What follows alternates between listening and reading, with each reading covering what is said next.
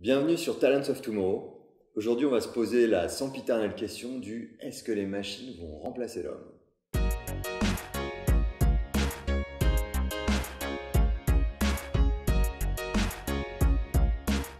Alors tout d'abord, on peut se poser la question du sens de cette question.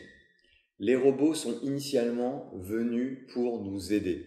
Ce sont les hommes qui ont créé les robots pour les libérer des tâches finalement qui nuiraient un peu à leur bonheur, des tâches trop répétitives, des tâches trop contraignantes, ce qui crée la fameuse pénibilité du travail.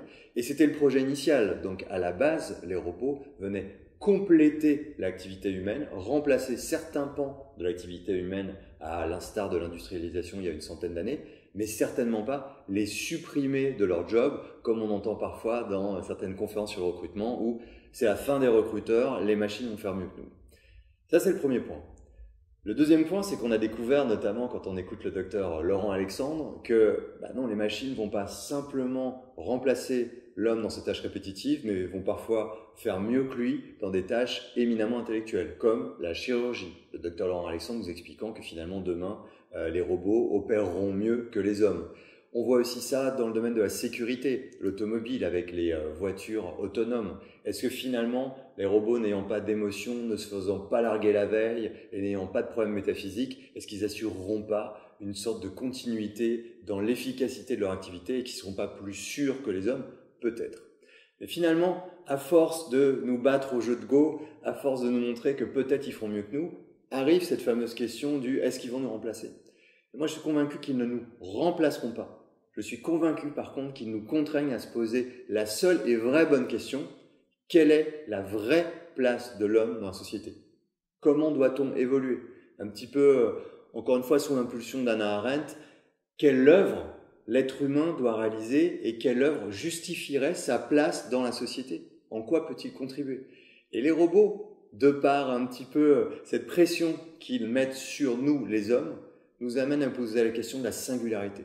Un peu comme dans les X-Men, Charles Xavier aide chaque mutant à trouver son super pouvoir. Quel est votre super pouvoir? Quel est notre super pouvoir? Qu'est-ce qui va nous permettre justement de faire quelque chose que nous seuls pourrions faire? Nous qui sommes un peu le résultat du chaos avec notre parcours, nos expériences que les robots de façon déterministe et prédictive seront bien incapables de reproduire.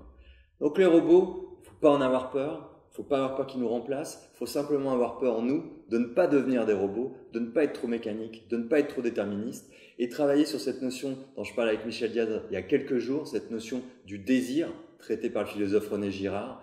Ce désir, ce n'est pas un robot qui va le procurer chez un candidat qui viendrait postuler dans une entreprise. Ce n'est pas un robot qui va créer du désir dans la relation humaine.